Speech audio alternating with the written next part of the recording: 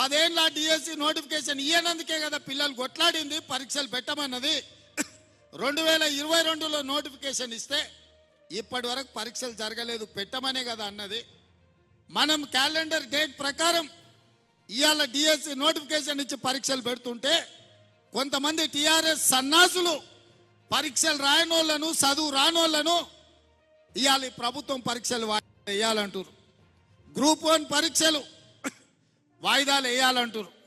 2022లో ఆనాడు 1:50 లాగా నోటిఫికేషన్ ఇచ్చి పరీక్షలు పెట్టాలనుకున్నారు. పెట్టిన పరీక్షల ప్రశ్న పత్రాలు జిరాక్స్ సెంటర్లలో ఎక్కడ పడితే అక్కడ చౌరస్తాలలో పల్లి బఠానీలు అమ్మినట్టు అమ్మితే పరీక్షలు రద్దయిపోయినాయి.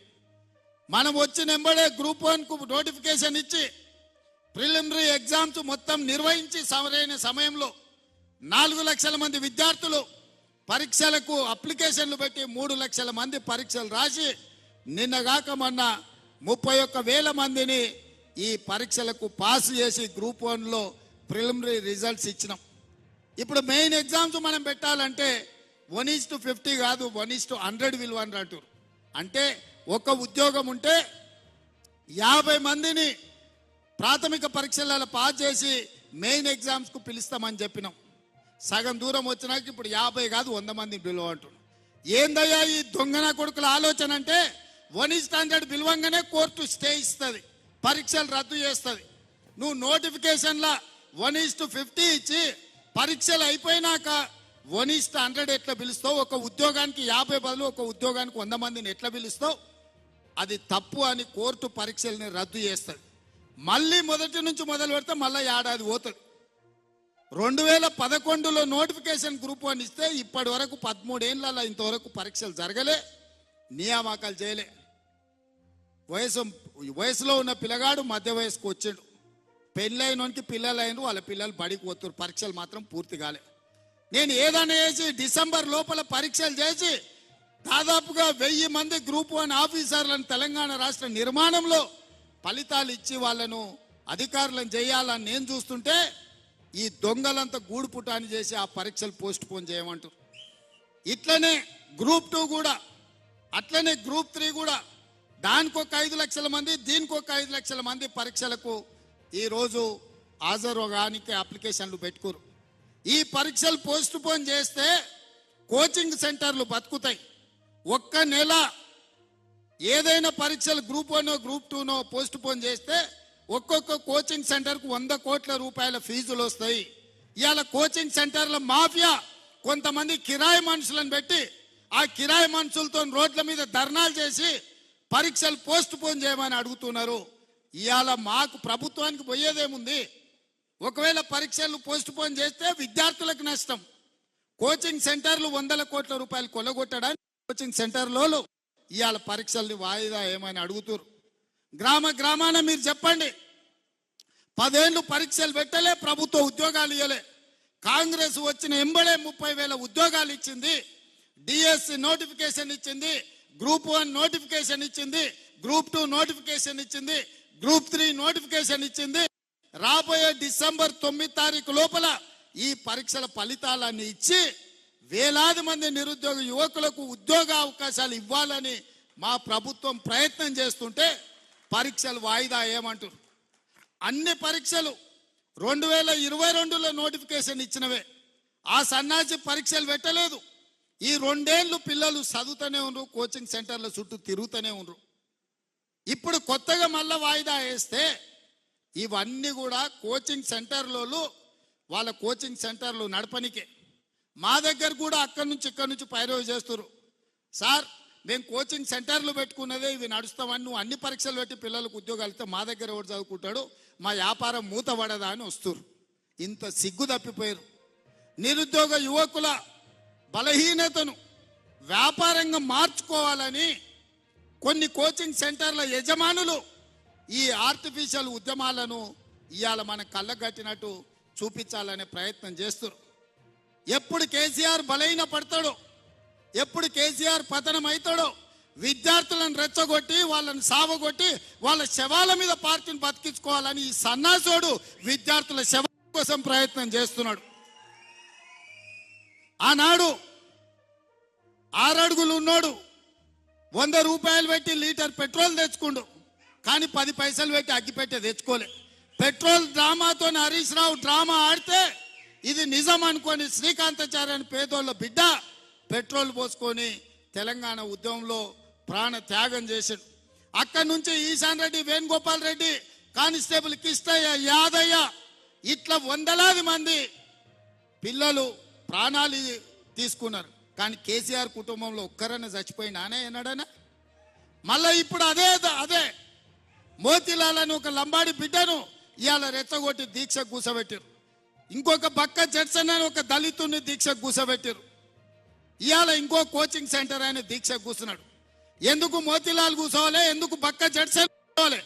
నేను సూటిగా సవాల్ విసురుతున్న హరీష్ రావుకు, కేటీఆర్ కు, సన్నాసులారా మీరు దీక్ష కూర్చోండి, మీరు సావనైన వాయిదా అయిన పడాలి. ధైర్యం ఉందా? రాండి ఉస్మానియా యూనివర్సిటీకి వచ్చి ఆర్ట్స్ కాలేజ్ ముందల బామార్దుల ఆమరణ నిరాహార దీక్ష కూర్చోండి. గ్రూప్ 1 పరీక్షలు, గ్రూప్ 2 పరీక్షలు, గ్రూప్ 3 పరీక్షలు, డిఎస్సి పరీక్షలు వాయిదానన్న పడ, లేకపోతే మీ ప్రాణాలన్న పోవాలి నినాదంతో మీరు ఆర్ట్స్ కాలేజ్ ముందల దీక్ష చేయండి. మేము కాపలా ఇస్తాం, మిమ్మల్ని ఎవ్వడు ఆపడు, సూతం ఎన్రోల్ చేస్తారు.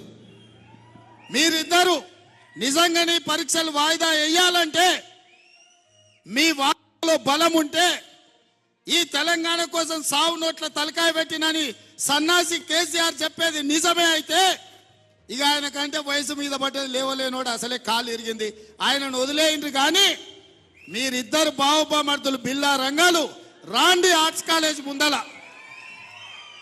మా ఎన్ఎస్యుఐ యూత్ కాంగ్రెస్ కార్యకర్తలు కంచేసి కాపాడతారు మిమ్మల్ని. పరీక్షలు వాయిదా పడే వరకు మీరు నిరాహార దీక్ష చేయండి ఆర్ట్స్ కాలేజ్ ముందల. అది మాత్రం చేయరు. పొద్దుటిపూట తింటారు, రాత్రిపూట తాగుతారు, మీరు మాత్రం సంతోషంగా ఉండాలా? పేదోళ్ళ పిల్లలు దీక్షలతోటి, ఆమరణ నిరాహార దీక్షలతోటి పేదోళ్ళ పిల్లల ప్రాణాలు బలి ఇవ్వడానికి ఇలా బావబామర్దులు ఇద్దరు కలిసి కుట్ర చేస్తారు. ఇవాళ అందుకే విద్యార్థులకి వేదిక మీద నుంచి నేను విజ్ఞప్తి చేస్తున్నా, వాళ్ళ పార్టీ బలహీన పడ్డప్పుడు, రాజకీయంగా వాళ్ళు సచ్చినప్పుడు విద్యార్థులను చంపి ఆ శవాల మీద పార్టీని నిర్మించుకోవాలని కుట్ర చేస్తున్నారు. ఇవాళ కొంతమంది విద్యార్థులను రెచ్చగొట్టి వాళ్ళ భావోద్వేగాలతో రాజకీయంగా లబ్ధి పొందాలని చూస్తున్నారు. అందుకే ఇక్కడున్న మా సోదరులకు గ్రామాన్ని చెప్పండి, వాళ్ళ తల్లిదండ్రులకు చెప్పండి, మీ కోచింగ్ సెంటర్లలో 1000 కోట్ల 100,000 రూపాయలు ఫీజులు కట్టాల్సిన పని లేకుండా ఎంబడెంబడే పరీక్షలు పెట్టి ఫలితాలు ఇచ్చి మీ పిల్లలకు ఉద్యోగాలు ఇస్తాము. ఒకవేళ పరీక్ష రాసి ఉద్యోగం రాకపోతే ఇంకే ప్రైవేటుల్లోనైనా వాళ్ళు ఉద్యోగం చేసుకోవడానికి అవకాశం ఉంటుంది. పరీక్షలు నిర్వహించి ఫలితాలు ఇవ్వకపోతే సంవత్సరాల కొద్ది పేదోళ్ళ పిల్లలు కోచింగ్ సెంటర్ల చుట్టూతో తిరిగి ఇటు ఇంటికి రాలేక, పట్నంలో ఉండలేక వాళ్ళు అన్ని రకాలుగా దెబ్బతినిపోయే ప్రమాదం ఉన్నది. ప్రతి గ్రామంలో మా కార్యకర్తలు అందరూ కూడా చెప్పాలి. ఇవాళ అప్పుడప్పుడు మా వాళ్ళు కూడా వచ్చి అంటుంటారు, అన్నా పిల్లలు ఏదో పరీక్షలు వాయిదా ఏమంటారు కదా, వేస్తే పోతుంది కదా. వేస్తే పోతుంది, నాకు కూడా ఏం పోతుంది, పరీక్ష వాయిదా వేస్తే నష్టం ఏం లేదు. కానీ పిల్లల జీవితాలు ఆగమైపోతాయి. ఆ పిల్లలు 10 ఏళ్ళు నష్టపోయారు కేసీఆర్ పాలనలో. 10 ఏళ్ళు ఒక్క పరీక్ష పెట్టలేదు, 10 ఏళ్ళు ఎవరికి ఉద్యోగం ఇవ్వలే. ఇవాళ నేను అవన్నీ చూసి వచ్చినాను కాబట్టి పిల్లలకు సరైన సమయంలో పరీక్షలు పెట్టాలని అనుకుంటున్నాను. అవి వాయిదా వేయడానికి ఒక పక్కన టీఆర్ఎస్, కొంతమంది కోచింగ్ సెంటర్ల ఓనర్లు కుట్రలు చేస్తున్నారు. ఇవన్నీ కూడా ప్రజలకు వివరించాల్సిన బాధ్యత మీ అందరి మీద ఉన్నది. పరీక్షలు వాయిదా వేస్తే కాంగ్రెస్కి వచ్చే నష్టం లేదు, మీ సోదరుడిగా నాకు పోయే కష్టమేం లేదు. కానీ లక్షలాది మంది నిరుద్యోగ యువకుల జీవితాలు ఆగమైతాయి. ఇవాళ వాళ్ళని రెచ్చగొట్టి రాజకీయ లబ్ధి పొందాలని ఇవాళ బీఆర్ఎస్ నాయకులు ప్రయత్నం చేస్తున్నారు. అందుకే ఇవాళ నిజంగానే కేసీఆర్ హరీష్కు, లేకపోతే కేటీఆర్కి హరీష్కు ఈ విద్యార్థుల బాధ వాళ్ళు నిజంగానే తీర్చాలనుకుంటే హరీష్, కేటీఆర్ ఇద్దరు ఆర్ట్స్ కాలేజ్ ముందల దీక్ష కూర్చోవాలి, ఆమరణ నిరాహార దీక్ష కూర్చోవాలి. ఈ పరీక్షలు వాయిదా పడే వరకు మంది పిల్లలు ఎవ్వరు కూర్చోవద్దు. 10 ఏళ్ళు మంత్రులు అనుభవించిన మీరిద్దరు ఈరోజు ఎమ్మెల్యేలు మీరు వచ్చి కూర్చోండి. ఈ వాదనలో నిజం ఉంటే 2 ఎమ్మెల్యేలను తెలంగాణ ప్రభుత్వం వదులుకోదు కదా, కూర్చోండి 10-15 రోజులు. మీరు చెప్తున్న వాదన నిజమైతే 10-15 రోజులు దీక్ష కూర్చోండి ఆర్ట్స్ కాలేజ్ ముందల. ఇన్నేళ్ళు మీరు పదవులు అనుభవించారు కదా ఈ పేదోళ్ళ పిల్లల త్యాగాలతోటి.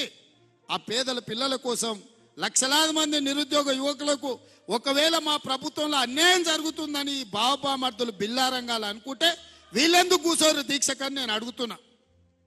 గ్రామాలలో మీరు నిలదీయండి, మన చెప్పండి, మనం కాదురా ప్రాణాలు ఇచ్చేది, ఇప్పుడు వాళ్ళని కూర్చోబెట్టూరు, పట్టుకొచ్చురు, కూర్చోబెట్టూరు, కట్టేయమని చెప్పురు ఆర్ట్స్ కాలేజ్ ముందల. అప్పుడు తెలుస్తుంది. అందుకే మిత్రులారా, నా సూచన ఒక్కటే, ఈ ప్రభుత్వం వచ్చింది, ఈ ప్రభుత్వం ఆడబిడ్డలకు ఆర్టీసీ బస్సు ఉచితంగా ఇచ్చింది, ఈ ప్రభుత్వం 500 రూపాయలకే సిలిండర్ ఇచ్చింది, ఈ ప్రభుత్వం ఇందిరమ్మ ఇండ్లు ఇచ్చింది, ఈ ప్రభుత్వం రాజీవ్ ఆరోగ్యశ్రీ అమలు చేసి ఈరోజు 10 లక్షల రూపాయలు పేదోళ్లకు అందుబాటులోకి. ఈ ప్రభుత్వం 15 ఆగస్టు లోపల 2 లక్షల రూపాయల రైతు రుణమాఫీ చేస్తా అని చెప్పింది, చేసి తీర్థమని మా మంత్రివర్గం నిర్ణయం తీసుకున్నది. ఇన్ని మంచి పనులు చేసి ఈ ప్రభుత్వం 30,000 ఉద్యోగాలు ఇచ్చింది. ఇంకా గ్రూప్ 1, గ్రూప్ 2, గ్రూప్ 3 డిఎస్సి నోటిఫికేషన్లు ఇచ్చి పరీక్షలు పూర్తి చేసి ఈ సంవత్సరం ఆఖరి లోపల నిరుద్యోగ యువకులకు ఉద్యోగాలు ఇవ్వాలని కంకణం కట్టుకొని బయలుదేరింది. ఇన్ని పనులు ఈ ప్రభుత్వం సంవత్సరం తిరిగే లోపల చేస్తే కేసీఆర్ కు బీఆర్ఎస్ కు పుట్టగతులు ఉండవని కుట్రలు చేస్తుండ్రు. ఈ కుట్రలన్నిటిని కూడా గ్రామాన చెప్పాల్సిందిగా మిమ్మల్ని